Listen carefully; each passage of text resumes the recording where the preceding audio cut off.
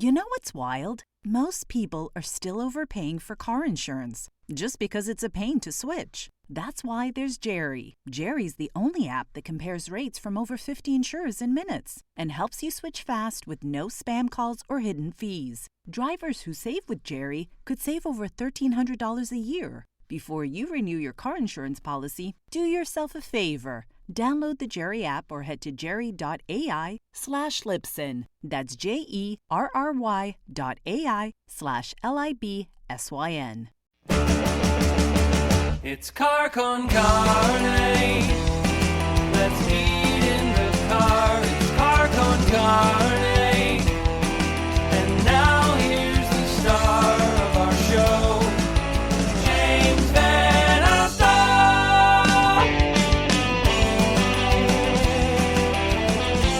And welcome to it. It is Car Con Carne. I'm James Van Alstyne. And Car Con Carne, sponsored tonight by our friends at C&H Financial Services, as well as Siren Records McHenry. So I've mentioned this before. Sorry if this gets to be old and tiring, but I'm going to be back in the car. Right now, there is no car. There is no carne. It's just this big, long con. I will be back in the car, hopefully around episode 600, and I'll start doing episodes outside restaurants with guests, fully vaccinated fellow guests. We'll start doing what we used to do pre-pandemic.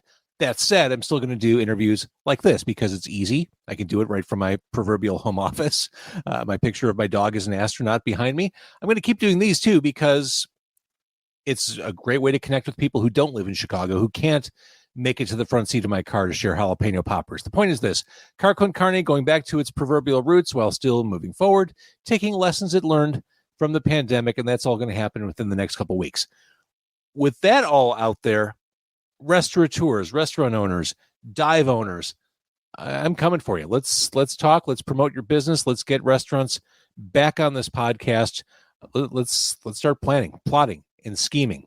Tonight, it is a returning guest. The returning champion is Ryan from the band Marina City. Hey. Way back years ago in 2018, which seems like a veritable lifetime ago, back in May of 2018, Marina City joined me at City Barbecue for episode 164. Tonight, it's episode 589. OMG. Wow. It's so great to see you, Ryan. It's so great to see you. This is when I know that the world is getting back to order, when I get to have a chance to talk with my pal, JVO. Man, this is great. I already feel so hopelessly outclassed by you tonight for a couple reasons. One, well, I mean, come on, you're the front man of Marina City. But two, you've got a slick microphone setup. You've got the pop filter. I've been a broadcaster for a cajillion years. I can't be bothered to put a pop filter in front of my mic. But also, you're wearing a blazer, and I'm wearing a Funko Pop Doctor Strange T-shirt. Well, look, like I said, if I'm talking to JVO today, I got to look my Sunday's best. But honestly, I also had a meeting today that I was going for the Recording Academy secretary. I'm trying to get them to vote for me for this position in the Recording Academy. But today, I was like, you know what? Kill two birds with one stone. I got a great talk show host today that I'm talking to. So that's right. Well, I hope you get it. Thanks. Can we call anyone? Can we lobby anyone for you? Yeah, that was my lobby talking about, hey, I'm on Car Con Carne tonight. So if you want some legit stuff, just right. Know that this guy will be on that tonight. At some point, I swear to God, it'll matter. It'll turn heads. Car Con Carne, no shit. Why go for secretary? You're president, son. That's what I'm saying. Yeah. This is your moment. So it's been a few years, and I kind of want to go back to the beginning of Marina City and work our way forward. Yeah. Because I don't think I'm imagining this. Your sound has changed and evolved since we first started talking, since I first started playing you on the radio 4 or 5 years ago, whatever it was. Yeah, probably even longer. So I guess this is kind of a broad, open-based question, Ryan, but talk a little bit about where the band started, Marina City, where you are today, and there's a lot to talk about going on today, and where you're going to next. Yeah. So look, when we first started Marina City, I was 18 turning 19. When we first started Marina City, the keyboard player was 15 turning 16. We were very young. We knew each other from high school. We met Eric, the drummer, on Craigslist. We were just a group of strangers who were trying to find our footing on what we should do. Now, we got in a room together, and the opportunity to play with bands, most of them were pop punk bands. So we're just like, well, how do we play shows with them? Well, let's just kind of write some pop punk songs. So we were doing it. But the thing is that we honestly didn't even listen to pop punk that much. Like I grew up on Michael Jackson and like Prince and stuff like that. And Eric, the drummer, was with Nine Inch Nails and Foo Fighters and like all this like alternative R&B, pop, all this kind of things. But we were like, how do we get shows? Well, let's get in the pop punk world. So we started doing that. We're playing it. It got us all the way to Warped Tour, and it got us to be on a bunch of cool tours and things like that. And we loved it. It was absolutely amazing. But then we were on Warped Tour, and we got off. We just got off of it, and we were like, man, is that it? Like, is that as far as we can really go in this genre? Because we were seeing bands that we loved so much headline Warped Tour. And they were playing the same festival we were playing. And this is like the 7th or 8th time they played it. And so we're just like, damn, like we've had all these really big aspirations as musicians. And we felt that we were limiting ourselves a little bit by being in a genre that felt like the glass ceiling or the ceiling was headlining Warped Tour. And most of us weren't even listening to the music. So we were just like, we don't even listen to the music that much. Then we're also in this genre that we feel that we want to go farther. So what can we do? Well, to be honest with you, we listen, like, I'm not even buttering your biscuits here. We listened to a lot of 101 WKQX. And when you guys reached out about Picnic, that was one of the biggest moments for us to go, wait a minute. Like there is a way to have guitars. There is a way to still be like almost a rock band, but also the ceiling can be a lot higher. I mean, look at all these bands that look at this. And we were like, but this is what we're actually jamming. This is what we actually like. When I go in a car, I put on the radio, it's alternative radio, right? And it's like, but all the bands that we were playing with and the music that we were playing wasn't that. So it was like this disconnect. So we sat with each other and talked and we said, what do we truly want? And we knew it was going to be one hard. We knew we were going to lose fans who originally listened to the original music. We knew that. We knew that was going to happen. But we were like, this is our project. This is what we love. This is us. And we would not be telling the truth if we continued doing the music we were doing just because it was something we always did. Isn't this interesting? You had to find your voice. Yes. But in the process of finding your voice, you were successful. Like you didn't quite figure out who you were. Yeah. But this early version of who you would become seemed to be working out okay. Like these stories don't always play out like this. No, we were, like I say, we were finding success before we found who we were. And you basically just said that, but that's something that I've been kind of saying. And look, I love the old stuff. Like I don't want to bash it. I don't want to say, forget about it and stuff like that. It is something that made us to what we are today. But as a musician, and I listen to so much different kind of music, it has been really cool to be able to change styles and almost that it's become when Marina City releases a song, I don't actually know what I'm going to get from it. I'm just excited to go find out what it is instead of being a band that every single time you hear something, it's just another version of it. And so we're excited to see where we're. And that's why you become an artist. That's why you are an artist. Yeah. You do it for yourself first. And if things work out, great. But I mean, you have to make your soul and your brain happy. Yeah. We've been really lucky, though, that a lot of our fans and new fans have come through it with it and has been able to push us to keep doing stuff. And, 2020 is a year that makes it really difficult for a lot of musicians to feel hopeful and to feel like they got to, like, should we keep going? And I mean, cosmetically wise, we are a 4-piece than as a 6-piece we used to be. And a lot of that has to do with the changes of the world and things like that. And I don't know, we may have still been a 6-piece if 2020 wasn't a thing. But it just strengthened for me my belief of what I really want to do as a musician and be a musician. And when the world ended, I still wanted to write music and still wanted to do this thing. And so do the guys in this band. And we're really excited for the future because if we were able to overcome this, and then watch out. I mean, selfishly, I'm kind of glad you're a 4-piece now. Just easier to get in my car. You know what?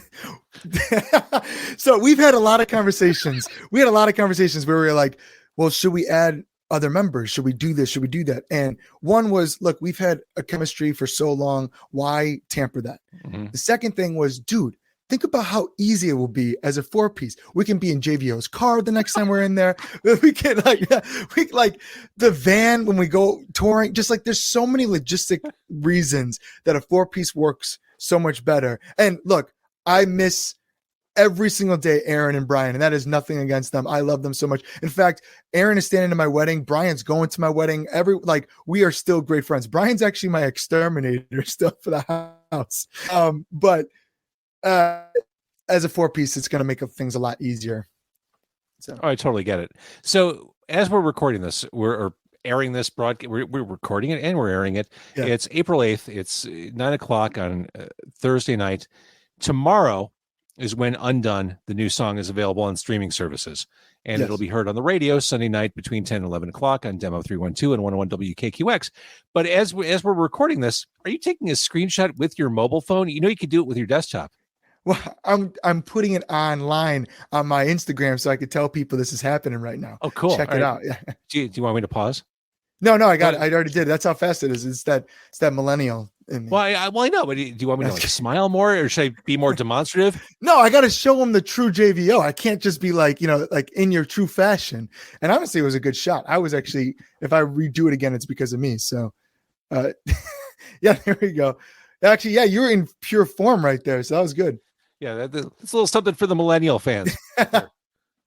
Gotta keep them happy. So I like the salt and pepper, by the way. Do you? Yeah. Do I look too old? No, you look refined.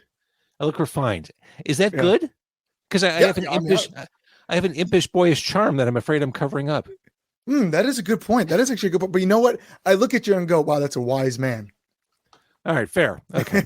We'll see if that bears out. But Undone is the new song. It's available on the YouTube right now, which some people might be watching on the YouTube right now. You head on over to Marina City's page to watch that. It's available on all streamers tomorrow on April 9th. So let's talk about the past year, because I feel like Marina City was busier than it needed to be almost as a band. Like it seemed like you guys were digging into a lot of different stuff. First of all, I'm just so happy that you did say that, because here's the thing is that social media is really tough, because now with the algorithms and a bunch of other jazz with it, you don't often even know if people even are seeing your stuff. You're just like, we're just like making content, putting content out. And it's like, look, I mean, you may get so many likes, but that's not how many people see it. It's just that how many Instagram allowed to see it. You know what I mean? So first of all, we had a big conversation early on in the pandemic where we're like, well, what happens? What is a musician? What is a musician in the year 2020? And honestly, I still think we're in the year 2020 until we're out of this pandemic. Right. Totally so we're still there. All right. What does that look like? And we had to realize that what does a DIY musician do? They do everything. They're involved in everything. You know what I mean? So we started making our own podcast. And one, it gave us an opportunity to talk to each other each week and not like lose that communication that we see each other. Yep. But two, then it just gave an insight of what we're thinking, what we're doing, just something that people can put on for a half hour and just like zone out for a little bit and just hear us talk, because we've been such good friends forever. We started creating playlists for people to listen to. I heard that there was a thing that 2020 was the lowest of streaming numbers because people aren't traveling as much or going to parties, and that's where you hear most streaming. So here's an opportunity to listen to a bunch of music that came out in 2020. And honestly, it was a great year for music. So much great music came out. Totally agree. And I think we're going to see kind of like a baby boom after the end of a war. I think we're going to see a music boom over the next 18 months. We're going to see. We're going to be part of that music boom. That's clearly. I was putting together Demo 312 for Sunday night, and I was just looking at the numbers. I think I'm playing 11 songs that I've never played on the radio before. 5 artists who I've never played on the radio before. That's awesome. Volume of stuff coming in. It's this deluge. This is what a radio host prays for and hopes for and dreams about. Like, oh my God, not only is this a windfall of great of new stuff, it's all great. Like Right. it's exciting. It's stuff I want to play on the radio. Well, you had more time to like refine it, and Yeah. and get it as great as possible. Dude, like not only did I write 2 records for Marina City, but I've been writing an own solo record as well. And a lot of that has to do with just like, I want to be as creative as possible. This is the time that like, all those times we're like, oh, well, if I only had time to do this, I could make this happen. If I only had time to do that. Well, I had a lot of time. I had a lot, like I didn't leave this place for a long, long time. Yeah. And I still don't really go anywhere, but like there's like, Same. I got my first shot and now my job is like, hey, why don't you come like once in a while? But for a while, man, I would wake up and go to sleep in the same clothes in the same room. It's like, it's kind of depressing. Right. Honestly, The past, well, that's the reality we all lived in. I mean, for the past 13 months, I've been sitting right here. Right. That's it. You're looking at my pandemic life right now. Yeah. I've moved some stuff around in the background to keep it visually interesting. The Nice. picture of my dog in an astronaut suit moves around a little bit, but Nice. that's this. I get it. This Right. is the way we've all had to live. I mean, honestly, that's the reason why I'm standing right now too, is because I sit a lot. Like I sit a lot now, and I'm just like, I have to find excuses to stand for a little bit just so that I can like get some blood flow. I actually got my Apple Watch actually tells me like, hey, it's time to stand up. Like you are way too lazy. But that's weird. Yeah, I've got the Fitbit. The same thing. It says you're a sedentary piece of shit. Move. Yes. Yeah. But it's funny as you're talking about the podcast and just a way to stay connected. I mean, obviously, I'd been doing this podcast long before the pandemic hit, but yeah, in my decision to go nightly, that was part of it for me, was to stay connected and just be an outlet for people. Just we're all kind of sucking this up together, but it kind of kept me sane. Like just having that. It's so interesting. One of the things I found, maybe you feel the same way. During the pandemic, I found I had less to talk about with people. Like I found myself not wanting to talk because nothing new happened. Yeah. Like, I mean, this podcast was like the depth of what I had to offer the world, because in everyday life, well, what's new with you? Same stuff. We're all doing the same stuff. It's like when people used to post photos of their food all the time. It's like, dude, like on Thanksgiving, like when people post food on Thanksgiving, it's like, dude, we're all eating the same shit.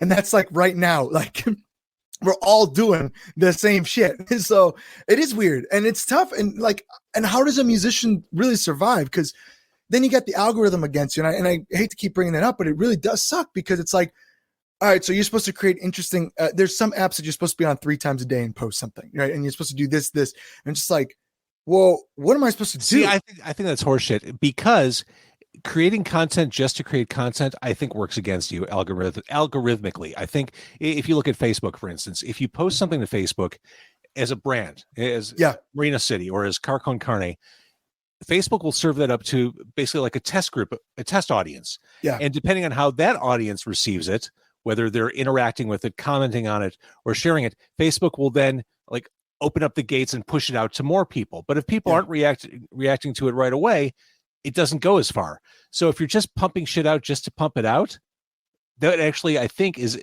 I'm not speaking for other platforms, but as far as Facebook goes, I think that is detrimental to you algorithmically. Well, I 100% believe Facebook. Yeah. I mean, and otherwise you got to put like some kind of ads to it. Yeah. I think that Instagram too is a big one like that. I think the one that I was really more talking about is like the TikTok world right now. But either way, I'm over 30. We can't have these conversations. Yeah. Either way, all I'm saying is that there's just all these things working against you, right? I had this one conversation, and I'm not going to call him out on here, but it was a congressman, because I'm part of the Recording Academy, and I talked to them about what are we doing. This was early on in the pandemic. What are we doing to help the music industry? Now, today actually is a great day because the SVO grant was just released, so people can get that. So if you're not familiar and you're listening to this right now, if you're an independent promoter or a venue owner, you are actually eligible to get 45% of your gross income from 2019 gifted to you as a grant right now. If you apply for it at sba.gov, it's called the SVO loan, just like JVO, but SVO, so you know it's good. Oh, I can remember that. Yeah. But what's awesome about it is that it's 16 point something billion dollars that's going towards venues and the music industry, basically. But 2 point something billion of it has to go towards independent promoters or venues that have less than 50 employees right now. So if you have less than 50 employees right now, go get that. They need to give out that money right now. But now rewind for a minute. We didn't have that a year ago, right? Mm-hmm. So I talked to a congressman and I asked him, what are we doing with it? And he tells me, man, being a musician, that's risky stuff. This should have been another path that you really should have pursued, because something like this could have totally happened and you never know for it. And I go, whoa. Dude, I understand that I chose this life and I understand that, but I also work as an A&R at this merchandise company. And there are 70 to 80 people that have just been laid off for printing t-shirts. Yeah. For printing t-shirts. They didn't sign up for the music industry. They just needed a job to go do printing t-shirts, and they are out of jobs. And I can only imagine there's so many other ones. So when you tell me that it's this music industry, blah, blah, it's not about me just as a musician. It's about all these other people that you're not thinking about. And so we need to start planning for that. We can't just say that it's just for entertainment. I was really upset about that. Yeah, no, it's enraging. It's a reductive way of looking at things, totally ignoring that hurricane triggered by butterfly wings concept of how this all works. I mean, it all just keeps on rolling downhill. Anyway, so let's go back to Marina City, because we got this comment here. Thoughts on Trust Fund Baby? I believe this could be a huge radio hit. Put you on the spot, JVO. We're all listening. Well, here's the thing. I don't know what could be a huge radio hit. I don't know what that secret sauce is anymore. I'm not sure I knew it back when I was a music programmer. I think Trust Fund Baby is one of the most fun things you guys ever did. I really, that's a great song. I love the video. I love everything about it. I really appreciate that. Well, if you like that, then that's the vibe we're really going for, a lot of stuff. So that's exciting. And I think we talked about the band overall, the band's evolution through the years. I think you've grown as a vocalist. I mean, I know you've been doing this for a long time, but I can hear the range and maturity in what you're doing, Ryan. That means so much. I'm actually, you know what? If I can hang this up on my refrigerator, I'm going to get that, and I'm just going to keep playing that over and over on my refrigerator. I appreciate that. And so let's talk a little bit. So Undone's out tomorrow, but over this past year, new songs have been trickling in. All the best. Are we working our way? The Crush EP came out just before the pandemic. Literally the week before this song. Right, so are we working our way toward another EP? Yes. So these 3 songs are probably not going to be on it. These were just appetizers. Okay. So we were working on this record, and we started realizing that it was getting pretty much bigger than we expected. We had a lot of ideas with it, a lot of things we wanted to do with it. And we realized that this isn't going to be released at the time we were planning on it get released.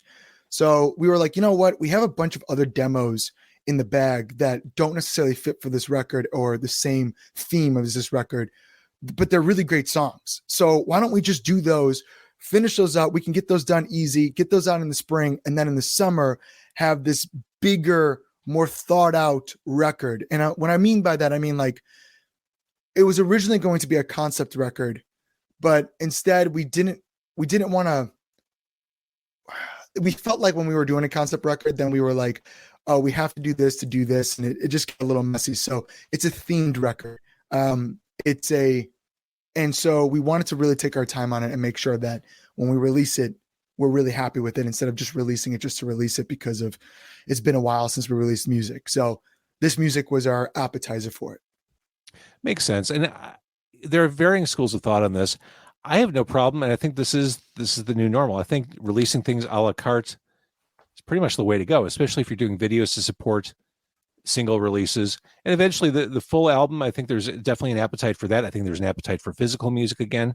But I think releasing dribs and drabs here and there, I think that's the way people consume now. I will say this. It's probably going to be quote unquote 6 singles, and then when we release the record, it'll be just 1 extra song, and then it'll just be 7 singles that you will basically hear this whole time. So that it's an algorithm game, but at the same time, it's just that's how people want to consume it, right? They're just excited because the day that they listen to the record front to back, they're like, wow, that was awesome. I can't wait for the next thing. And it's just damn, you know how long that took us to do that, and now you just want the next thing. So let's play it out a little bit. Yeah, so you got to take a WandaVision approach. People wanted to Yeah. watch the entire series all in one sitting, but Marvel and Disney said no. We're going to make you watch every week for the next 8 weeks, and that was an effective move. It So was an effective move. you're like the WandaVision of music.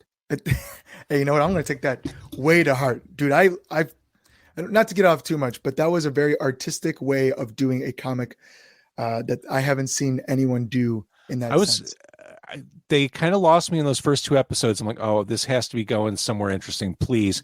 By episode 3, I was all in, and I couldn't. I mean, I was reading all the conspiracy theories and Yeah. rumors and guesswork that was going on about each episode. I was completely on board through the end. I thought it was really bold for them to do something like that. Oh, yeah. Like you just said, they knew not everyone's going to, I mean, it's supposed to be for kids. There's no way kids were like, I'm going to stick around for this. What is this? I don't know. I Love Lucy.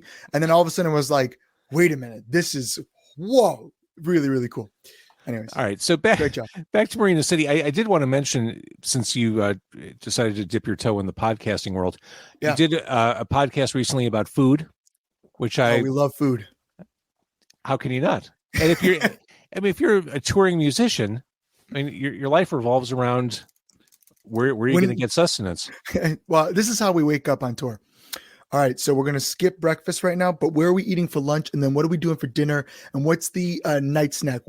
Who's driving at night so we know we can stop to make sure that we get this? Like, that's how we plan things out, because we are such foodies that before we go on tour, we're looking at where are we going to drive past, and we got to make sure we have that. That's smart. That's not Yeah. being a foodie. That's just smart. That's just Yeah. that's just good planning. You will not see us at a McDonald's on tour. You like that. That will not be a thing. You will not see us at a. If there's a chain, it's like, okay, we're getting in and out because we're in the Los Angeles area and we can't get that someplace else. Maybe we're doing Whataburger when we're in Texas or something like that. But it's that like stuff that we can't get at home. Right. I totally get that. So taking Chicago off the table, what's the next best food city? Man, you really gonna do that to me? Because look, it is always a rivalry between New York and Chicago. I think Chicago is the capital, no matter what. New York and the East Coast itself's got great food, but I will say that I loved Arizona. And the reason why I loved Arizona is because I'm a massive Mexican food fan, and it just doesn't get much better. I mean, it's just absolutely insane of some food that they got down there. So easy one is New York. That goes there, and then it'll go to Arizona for if people really like Mexican food. But I'll be honest with you, it is not ever going to be Los Angeles, because those people, man, they don't got no taste out there. They don't got no seasoning out there. They don't know what's going on. It's true. It's true. So reason number 9 million why we can't wait for the world to return to some sense of normalness. We got to get the band back on the road. We got to get them to Phoenix. Yes, exactly. And then we're going to start we should just start a food blog after that. We'll just tell you, we're going to stop. This is my dream, is that we're Guy Fieri. And we just go to places and just like, we're a band. Can we eat your food and rate it? And they're just like, okay. And we'll just put it on YouTube talking about, look at this great restaurant we went at. It sounds hauntingly familiar to me. Yeah, I mean, it's like everything else. Would you do it in your car, perhaps? Yeah, we'll just go, and then we'll call it Boys with Meat. Never been done. Brilliant. You're a genius, Ryan. All right, so Marina City, just to put a bow on this, the new song Undone, my guess is by the time you're watching this or listening to this, you can consume it. Support this band.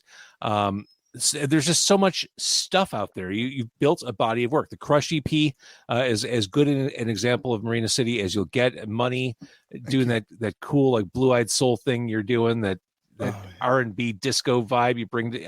I love. So happy. I loved you guys before. I absolutely loved your sound. It made sense to me back in the Warped Tour days.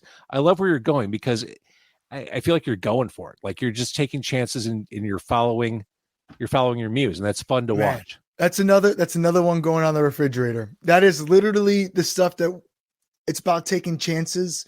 And every single time I release a song, I got this pit in my stomach. Oh my God, is this, maybe it's not, I don't know. Should we have done that? Blah, blah. And then I get to be on Car Con Carne with JVO, and he tells me that, and then it makes it all, I can sleep much better tonight. Well, all right. So in summary, we love you, Marina City. We love you, Ryan. Thank you for jumping on. Love the music. And Recording Academy, please support Ryan in his bid for secretary. Yeah. Woohoo. Yeah. Go for me. Damn right. All right, Ryan, you stay right there. I'm going to end the broadcast.